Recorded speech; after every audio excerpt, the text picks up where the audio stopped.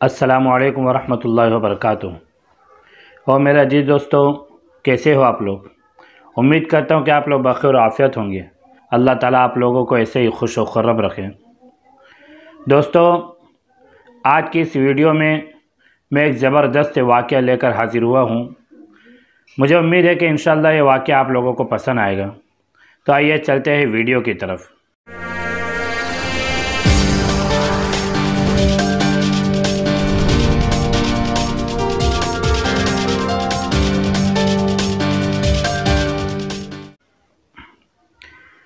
दोस्तों, एक यहूदी के वहाँ एक मुसलमान हीरा तराशने का काम करता था। यह सुनार की दुकान थी और वहाँ पर यहूदी सेठ था और उसके वहाँ जो कारीगर था वो मुसलमान था और वो अपने हुनर में, अपनी कारीगरी में बहुत ही ज़्यादा मशहूर था और बहुत ही ज़्यादा होशियार था और हद से ज़्यादा ईमानदार भी था। और यहूदी उसकी ईमानदारी का फ़ायदा उठाते हुए और उसकी कारीगरी का फ़ायदा उठाते हुए बहुत ज़्यादा नफ़ा कमाता था, अनलिमिट पैसे कमाता था। लेकिन उस मुसलमान कारीगर को मुनासिब मुआवज़ा और महीने की जो तनख्वाह होती थी इतनी कम देता था कि जिससे उसका गुजारा भी बमुश्किल होता था। जैसे तैसे करके वो अपने घर का ख़र्चा चलाया करता था। उस मुसलमान कारीगर ने उस यहूदी को वहाँ काम करते करते सारी उम्र गुजार दी। उसकी एक बेटी थी, वो अब जवान हो चुकी थी।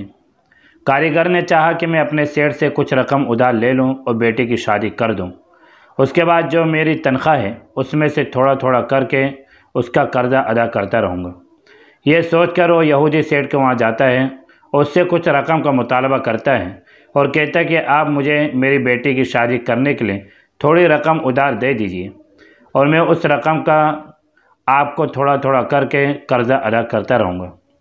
वो यहूदी सेठ जानता था कि मैं इसको तनख्वाह ही इतनी देता हूँ कि जिससे इसका घर बमुश्किल चल पाता है।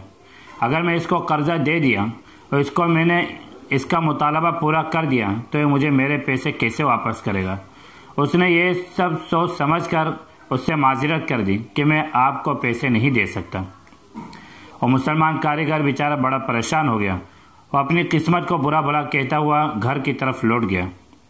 जब घर गया तो जब उसकी बीवी को मालूम पड़ा कि सेठ ने रकम देने से मना कर दिया तो उसकी बीवी तान तशनी करने लगी और उसकी बीवी ने भी उसको बुरा भला कहना शुरू कर दिया। उसको आपने इतना कमा कर दिया, उसको आज आप पर इतना भरोसा भी नहीं कि आपको कुछ रकम उधार दे दे।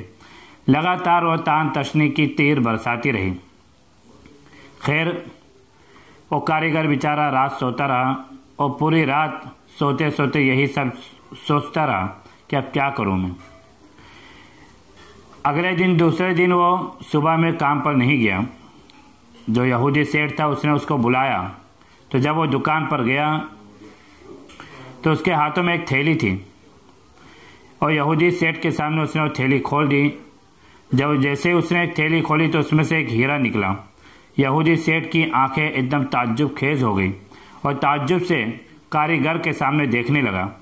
कारीगर ने कहा कि सेठ, ये हमारा ख़ानदानी हीरा है, हम लोगों को इसे बेचने की इजाज़त तो नहीं है, लेकिन मैं चाहता हूँ कि आप इसके बदले में मुझे कुछ रकम उधार दे दें, यानी ये आपके पास गिरवी रख लें और मुझे कुछ रकम उधार दे दें जिसके ज़रिए से मैं अपनी बेटी की शादी कर लूँ।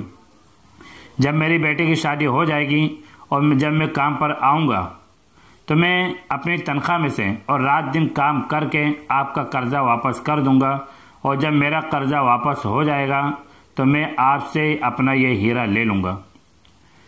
यहूदी को चूँकि वो हीरा बड़ा कीमती मालूम हुआ, उसने फ़ौरन हामी भर दी और कर्ज़ा देने के लिए तैयार हो गया।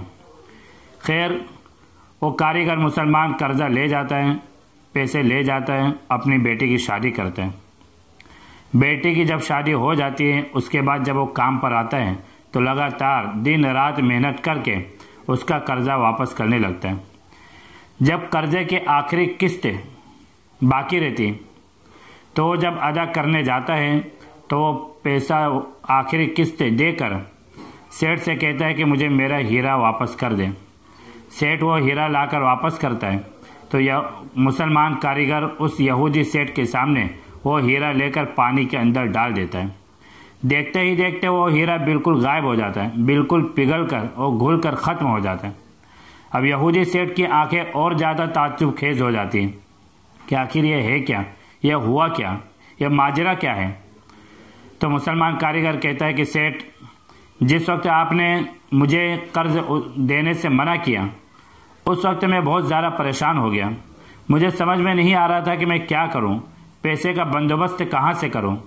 तो उस वक्त मेरे दिमाग में ये आइडिया आया कि मैंने एक मिस्री की डली ली और उसको मैंने ऐसे अपने फ़न की वजह से, अपने हुनर की वजह से इस तरह से तराशा कि देखने वालों को हीरा लगे।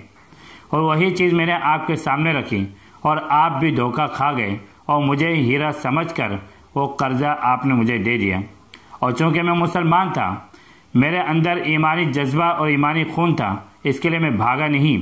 मैंने आपके एक एक पाई अदा कर दी और उसके बाद मैंने आपके सामने सारा माजरा रख दिया। लेकिन अफसोस कि मैंने आपके वहाँ इतने बरस काम किया, पूरी उम्र मैंने आपके वहाँ गुजार दी, लेकिन आपने मुझ पर इतना भी भरोसा नहीं किया कि आप मुझे कुछ रकम उधार दे दें। इसके लिए मैं आपके वहाँ से मुलाजिमत छोड़ता हूँ। यह कहकर वो मुसलमान कारीगर वापस आ गए। दोस्तों, इस वीडियो से ये मालूम हुआ कि सेठ लोगों को अपने कारीगरों के साथ मुसीबत के वक्त में खड़े रहना चाहिए, उनके शाना बशाना खड़े होना चाहिए और उनके पीछे एक सपोर्ट रखना चाहिए, उनके पीछे उनको बैकग्राउंड मजबूत होना चाहिए। कारीगरों को ऐसा लगे कि हाँ, मुसीबत के वक्त हमारा सेठ हमारे पीछे खड़ा है, हमारा जो मालिक है वो हमारे पीछे खड़ा है। एक मजबूत इंसान, एक ताकतवर इंसान और एक पैसों से मजबूत और साहिब सरवत इंसान हमारे पीछे खड़ा है।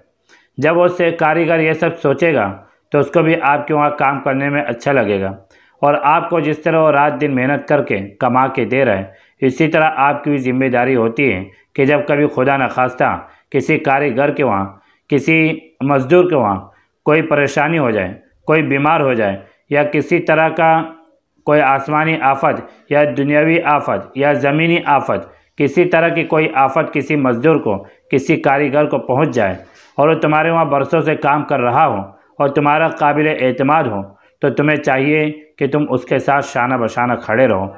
ये नहीं कि कारीगर अपना खून पसीना एक करके आपको कमा कर दें और जब उसकी मुसीबत का वक्त आए तो आप एकदम पलड़ा झाड़ कर, अपना दामन झाड़ कर साइड हो जाएं। ये नहीं, हमारा इस्लाम ये नहीं सिखाता है। तो मुझे उम्मीद है कि आप लोगों को आज की ये वीडियो अच्छी लगी होगी। वीडियो अच्छी लगे तो लाइक करो, कमेंट करो और हमारे अल हक चैनल को सब्सक्राइब करो। मिलते हैं अगली वीडियो में, तब तक के लिए खुदा हाफिज़। अस्सलामु अलैकुम व रहमतुल्लाहि व बरकातुहू।